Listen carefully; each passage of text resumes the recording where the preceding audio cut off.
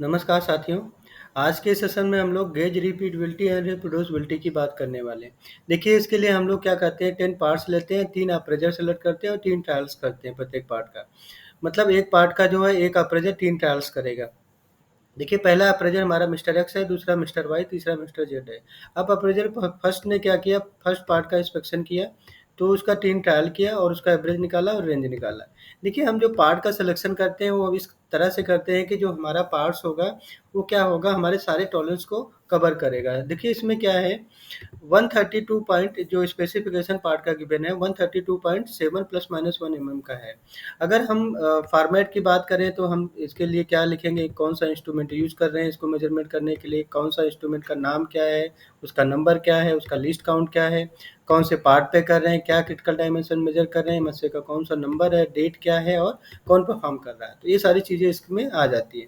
अब हम पहले पार्ट का जब सिलेक्शन करते हैं तो कैसा करते हैं, मतलब दसों पार्ट में कैसे कैसे सिलेक्शन करेंगे। जो हमारा स्पेसिफिकेशन है 132.7 प्लस माइनस 1 मतलब 131.7 से लेकर के 133.7 तक का जो है हमें पार्ट का सिलेक्शन करना है। उसमें हम लोग क्या करेंगे, जो हमारा पार्ट्स होगा वो सारे टॉलरेंस बैंड को जिससे कवर करे ऐसा सिलेक्शन करेंगे। मतलब कुछ जो है हम 0% टॉलरेंस का पार्ट लेते हैं, मीन्स लोअर स्पेसिफिकेशन का, कुछ हम 25% टॉलरेंस का यूज करके लेते हैं, कुछ जो है हम 50% टॉलरेंस का लेते हैं, कुछ 75 का, कुछ 100 का लेते हैं, कुछ इन बिटवीन लेते हैं, मीन्स 25% से लेकर के 30% का पार्ट लेते हैं, कुछ कुछ 35 का लेते हैं, कुछ 40 का लेते हैं, कुछ 45 का लेते हैं, कुछ 60 का लेते हैं। तो ऐसे जो है पार्ट का सिलेक्शन करते हैं जिससे हमारा जो दसों पार्ट हो वो क्या हो, हमारा जो पार्ट्स हो डिफरेंट डिफरेंट कैटेगरी का हो। मतलब जो हमारा नंबर ऑफ डिस्टिंक्ट कैटेगरी है जिसको हम लोग एनडीसी बोलते हैं वो 5 या 5 से अधिक हो। तो हमारा ये पर्पस होता है जिससे हमारा जो है जो मेजरमेंट सिस्टम हम परफॉर्म करेंगे, जो एनालिसिस परफॉर्म करेंगे वो क्या होगा, एक्सेप्टेबल होगा और अच्छा होगा। देखिए इसके लिए अब हम पहले पार्ट की रीडिंग रिकॉर्ड करते हैं। जो ब्लाइंड मेजरमेंट जो हम करते हैं वो क्या होता है, ब्लाइंड होता है। मतलब जो अप्रेजर होगा उसको पता नहीं होगा कौन सा पार्ट का कौन सा ट्रायल चल रहा है। सिर्फ जो है जो कंडक्ट कर रहा है, मसले को कंडक्ट करवा रहा है उसको पता होता है। तो पहले पार्ट की रीडिंग हम लोग रिकॉर्ड करते हैं। तो पहले पार्ट की रीडिंग देखिए 132.16 आ रहा है। दूसरी रीडिंग क्या आ रही है उसी का, जब दोबारा उसी अप्रेजर से हम परफॉर्म कराते हैं तो 132.20 आ रहा है, और तीसरी बार जब परफॉर्म कराया 132.15 आया। तो अब इसमें क्या है, हम इसका एवरेज निकाल लेते हैं। मतलब तीनों को सम करके 3 से डिवाइड कर लेते हैं या फार्मूले में जा करके डायरेक्टली एवरेज निकाल लेते हैं। और इसको जब हम लोग ड्रैग करते हैं तो दसों पार्ट का हमारा ऐसे ही एवरेज निकल आएगा, क्या रीडिंग्स है और उसका क्या एवरेज है। अब हम उसका जो है रेंज निकालते हैं। देखिए रेंज क्या होता है, मैक्सिमम माइनस मिनिमम। तो इसमें जो है मैक्सिमम क्या है 132.20 और मिनिमम क्या है 132.15। दोनों का डिफरेंस क्या है 0.05। ऐसे हम रेंज को ड्रैग कर लेंगे तो सारे का रेंज निकल के आ जाएगा दसों पार्ट का, मिस्टर एक्स का। अब देखिए हम जैसे पहले पार्ट की रीडिंग यहाँ पे पहला ट्रायल हमने लिख लिया, ऐसे ही इसका मिस्टर एक्स का ट्रायल लिख लेंगे पहले पार्ट का क्या है, फिर मिस्टर वाई का कर लेंगे, मिस्टर जेड का भी कर लेंगे सेम ऐसे। तो ऐसे ही पहले पार्ट का 3 रीडिंग मिस्टर वाई का हो जाएगा, फिर ऐसे ही मिस्टर जेड का हो जाएगा, उनका भी जो है एवरेज निकाल लेंगे और रेंज निकाल लेंगे। तो ऐसे ही हमने क्या किया, mister X, mister Y, mister Z का जितनी भी उन्होंने मेजरमेंट किया उन सब का क्या किया, हमने एवरेज निकाल लिया और रेंज निकाल लिया दसों पार्ट का। तो मिस्टर एक्स की 30 रीडिंग हो जाएगी टोटल, ऐसे मिस्टर वाई की हो जाएगी, मिस्टर जेड की हो जाएगी। अब हम क्या करते हैं, जो एवरेज निकाल रखा है आपने मिस्टर एक्स का उसको हम लोग एक्स ए बोलते हैं, और जो रेंज है उसको क्या बोल रहे हैं हम लोग, आर ए बोल रहे हैं। ठीक है। और उसके बाद जो है हमारा जो एवरेज ये निकल के आ रहा है मिस्टर वाई का, उसका एवरेज क्या निकल के आ रहा है, ये इसका क्या है मिस्टर वाई का एवरेज हो गया, ऐसे इसका रेंज हो गया। ऐसे मिस्टर जेड का एक्स एक्स सी क्या हो गया, मिस्टर जेड का जो है एवरेज हो गया और उसका रेंज हो गया। अब देखिए हमें क्या है, पार्ट का भी एवरेज निकालना है। तो पहले पार्ट का टोटल एवरेज क्या हो जाएगा, देखिए पहला एवरेज क्या है इसका पार्ट का, ये है। जो मिस्टर एक्स ने निकाल रखा है, पहले पार्ट का एवरेज क्या निकाल रखा है, 3 रीडिंग लिया था उसका एवरेज ये। अब दूसरे पार्ट का पहले पार्ट का मिस्टर वाई ने ये निकाल रखा है, अब पहले पार्ट का ही मिस्टर जेड ने ये एवरेज निकाला है, मतलब रीडिंग्स आ रही है। और टोटल एवरेज उसका क्या हो जाएगा, मतलब तीनों को सम कर लेंगे, 3 से डिवाइड कर लेंगे। अब इसको जब ड्रैग कर लेंगे तो दसों पार्ट का हमारा जो है पार्ट एवरेज आ जाएगा। ठीक है। और इसी पार्ट एवरेज को अगर हम मैक्स माइनस मिन कर लें तो हमारा रेंज आ जाएगा, जिसको हम लोग आरपी बोलते हैं। पार्ट का जो हमारा रेंज है वो आ जाएगा।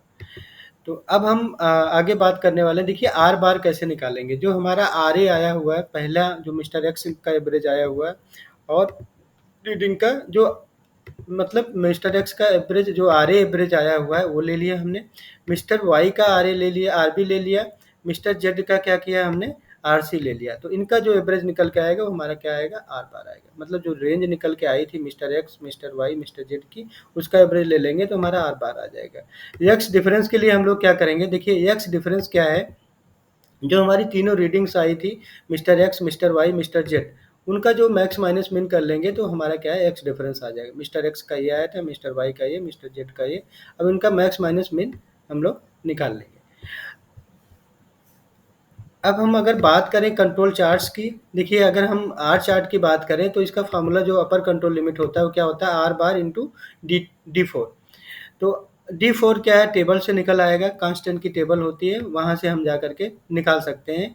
जो एसपीसी की टेबल्स होते हैं, एसपीसी का कांस्टेंट की टेबल होती है, वो नेट से भी डाउनलोड करके हम लोग देख सकते हैं। A2 की क्या वैल्यू है नंबर ऑफ टाइल्स में, D3 की क्या वैल्यू है, D4 की क्या वैल्यू है, तो यहाँ से हम लोग मेंशन कर देंगे। ऐसे ही LCL R की वैल्यू क्या होगी, R बार इंटू D3 की वैल्यू हम लोग देख लेंगे क्या होगी, वहाँ से मेंशन कर लेंगे तो हमारा UCL R और LCL R आ जाएगा। तो हमने क्या किया, आर चार्ट के लिए कैलकुलेट कर लिया। ऐसे ही अगर हम एक्स बार चार्ट के लिए बात करें, यूसीएल हमारा एक्स क्या होगा, वो क्या होता है फार्मूला, इसका फार्मूला होता है x double bar plus A2 are बार।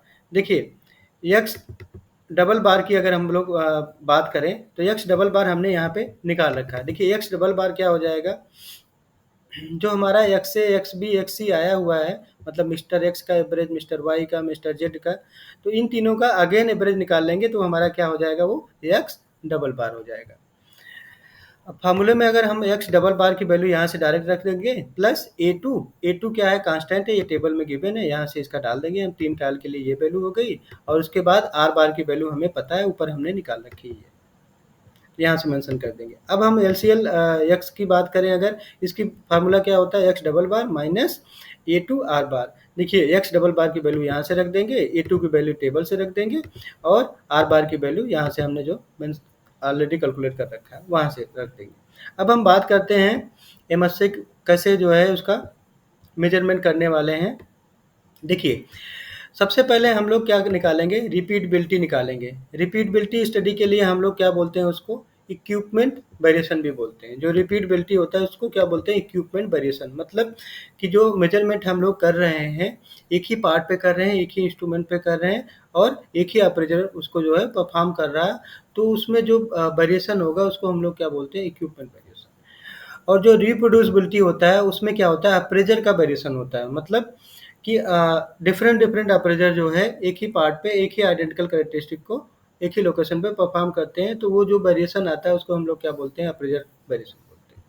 तो इक्विपमेंट वेरिएशन क्या है, देखिए इक्विपमेंट वेरिएशन जो होता है उसका फार्मूला क्या है, R bar into K1। R bar हमने ऑलरेडी निकाल रखा है, R A plus R B और आर सी का एवरेज निकाल के वहाँ से वैल्यू लेकर के हम ले लेंगे, और K1 की वैल्यू क्या है, टेबल से कांस्टेंट गिवन है, 3 ट्रायल के लिए क्या है, तो यहाँ से वैल्यू रख देंगे, तो हमारा इक्विपमेंट वेरिएशन आ गया। ऐसे ही अप्रेजर वेरिएशन निकाल लेंगे। फार्मूला क्या है, एक्स डिफरेंस अंडर रूट में क्या है, एक्स डिफरेंस इंटू K2 का whole square minus EB square मतलब equipment variation square divided by n into r. N क्या है, नंबर ऑफ सैंपल 10 है हमारे पास, आर क्या है, ट्रायल कितना है, 3 है, तो ये क्या होगा, डिवाइडेड बाई 30 होगा। EB की वैल्यू हमें पता है, उसका होल स्क्वायर निकाल के इससे डिवाइड कर देंगे। अब इसको माइनस करना है किस में से, एक्स डिफरेंस। देखिए एक्स डिफरेंस हमें पता था, एक्स ए, एक्स बी, एक्स सी में मैक्स माइनस मिन निकाल लेंगे, एक्स डिफरेंस वहाँ से निकल जाएगा, जैसा मैंने यहाँ पे कैलकुलेट कर रखा है। देखिए एक्स डिफरेंस क्या है, मैक्स माइनस मिन जो रीडिंग्स आ रही हैं, ठीक है, तो ये हमने निकाल दिया ऐसे करके। फार्मूले से भी निकाल लेंगे या हम डायरेक्ट निकाल सकते हैं, मैक्सिमम कितना है, मिनिमम क्या है, दोनों में दोनों का डिफरेंस निकाल सकते हैं। तो हमारा यहाँ से अप्रेजर वेरिएशन आ गया। देखिए अब हमारा जो है अप्रेजर मतलब रिपीटेबिलिटी और रिप्रोड्यूसिबिलिटी दोनों हमने कैलकुलेट कर लिया, इक्विपमेंट वेरिएशन, अप्रेजर वेरिएशन। उसका कंबाइंड इफेक्ट क्या होगा, रिपीटेबिलिटी एंड रिप्रोड्यूसिबिलिटी का कंबाइंड इफेक्ट क्या होता है, RNR स्टडी होता है। तो उसके लिए हम लोग क्या अब RNR निकालेंगे। देखिए RNR का फॉर्मूला क्या है, under root EB square means equipment variation plus AB square means appraiser variation का स्क्वायर, दोनों का स्क्वायर और अंडर रूट निकाल लेंगे तो हमारा क्या होगा, आ जाएगा आरएनआर की वैल्यू। तो यहाँ पे आरएनआर की वैल्यू हमने कैलकुलेट कर लिया। अब इसके बाद हम क्या करेंगे, पार्ट वेरिएशन। देखिए पार्ट वेरिएशन का फॉर्मूला क्या है, आरपी इंटू के3। के3 की वैल्यू हम लोग क्या कहाँ से निकालेंगे, टेबल से। टेबल में वो गिवन है के3 की वैल्यू। देखिए यहाँ पे ये टेबल है, के3 की वैल्यू इसमें गिवन है कि 10 पार्ट के लिए के3 की वैल्यू क्या है, 0.3146 है।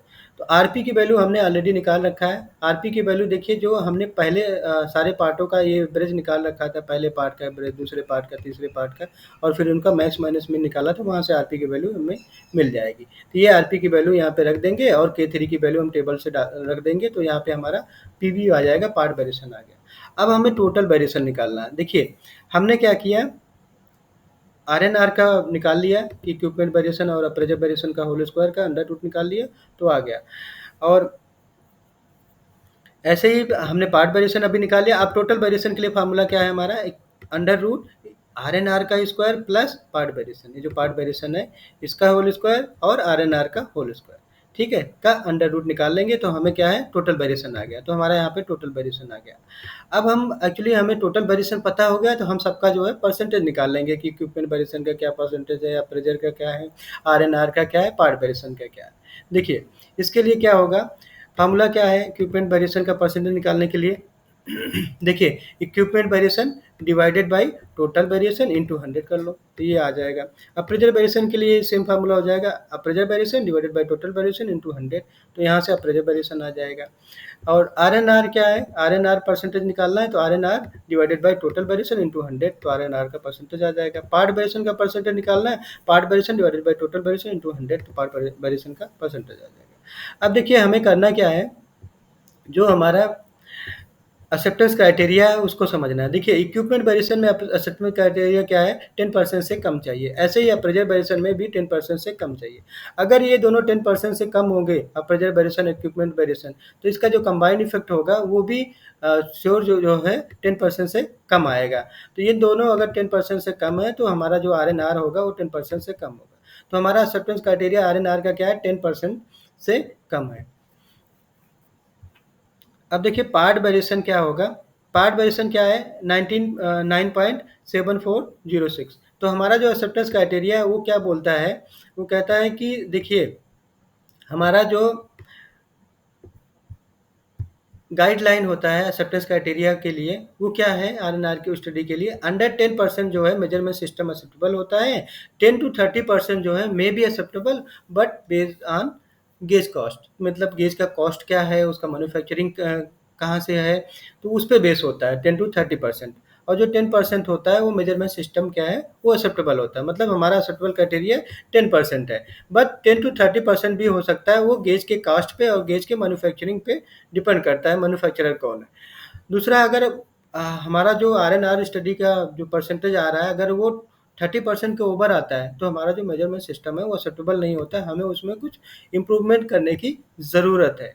देखिए अब हम बात करते हैं नंबर ऑफ डिस्टिंक्ट कैटेगरी। देखिए हमें नंबर ऑफ डिस्टिंक्ट कैटेगरी का क्राइटेरिया पता है कि वो 5 या 5 से ज़्यादा होना चाहिए। तो 2 कंडीशन आपको फॉलो करनी है। पहले तो आरएनआर परसेंटेज जो है वो कितना होना चाहिए, लेस देन 10%, वो एक्सेप्टेबल है। 10 to 30 में जो है गेज कास्ट पे बेस है, मैन्युफैक्चरर कौन है उसका, उस पे बेस्ड है।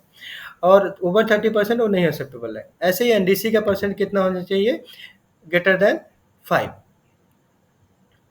ग्रेटर आर इक्वल टू 5 होना चाहिए। देखिए इसका फार्मूला भी होता है एनडीसी निकालने का, 1.141 into part variation divided by RNR. देखिए 1.141 किसकी वैल्यू है, √2 की वैल्यू है, √2 into part variation divided by RNR, तो हमारा एनडीसी वहाँ से कैलकुलेट हो जाएगा। अब देखिए कुछ इंपॉर्टेंट डिटेल है, जैसे कि मान लीजिए कि आपका जो रिपीटेबिलिटी है वो बहुत ज़्यादा है रिप्रोड्यूसिबिलिटी से, तो मतलब इक्विपमेंट वेरिएशन बहुत ज़्यादा है, तो इसका मतलब है इक्विपमेंट जो है हमारा मेंटेनेंस की ज़रूरत है, और उसके जो है हाई जो रेजोल्यूशन इंस्ट्रूमेंट होता है वो हमें यूज़ करना चाहिए। दूसरा बात करते हैं, अगर मान लीजिए हमारा रिप्रोड्यूसिबिलिटी ज़्यादा है, मतलब अप्रेजर वेरिएशन ज़्यादा आ रहा है और इक्विपमेंट वेरिएशन कम आ रहा है। अप्रेजर ज़्यादा वेरिएशन आए तो अप्रेजर को ट्रेनिंग की ज़रूरत है, और हो सकता है अप्रेजर जो है मेजरमेंट सिस्टम परफॉर्म करने के पहले जीरो एडजस्टमेंट ना किया हो ढंग से, तो वो है। तो देखिए अगर हमने सारी कंडीशन को फुलफिल कर लिए हैं, यहाँ एग्जांपल में देखते हैं आरएनआर की वैल्यू कितनी आ रही, 7.19 आ रहा है, जो कि 10 से कम है, एक्सेप्टेंस क्राइटेरिया है, तो हमारा क्या है, फुलफिल कर रहा है। दूसरा क्या है, एनडीसी क्या है, देखिए ये भी 5 या 5 से ज़्यादा है, 19 आ रहा है, तो इसका मतलब क्या है, हमारा मेजरमेंट सिस्टम क्या है, एक्सेप्टेबल। तो आज के लिए साथियों इतना, थैंक यू वेरी मच।